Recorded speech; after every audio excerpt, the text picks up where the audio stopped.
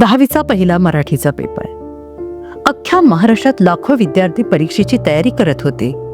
पण सोलापूरच्या शरदचंद्र पवार प्रशालेत शिकणाऱ्या धनश्रीच्या घरात नियतीने वेगळाच डाव मांडला होता. पेपरला जाण्याच्या अवघ्या काही तास आधी धनश्रीचे वडील भिकाजी पवार यांचे निधन झाले. ज्या बापाने लेकीच्या परीक्षेसाठी स्वप्न पाहिली, तोच बाप आज शांत झोपला होता. घरात नातेवाईकांचा आक्रोश सुरू होता आणि धनश्रीच्या पायाखालची जमीन सरकली होती. अशा स्थितीत पेपर देणे कोणालाही अशक्यच वाटले असते. पण अशा वेळी मदतीला धावून आले तिचे शिक्षक, मुख्याध्यापक तानाजी माने. ते स्वतः धनश्रीच्या घरी पोहोचले.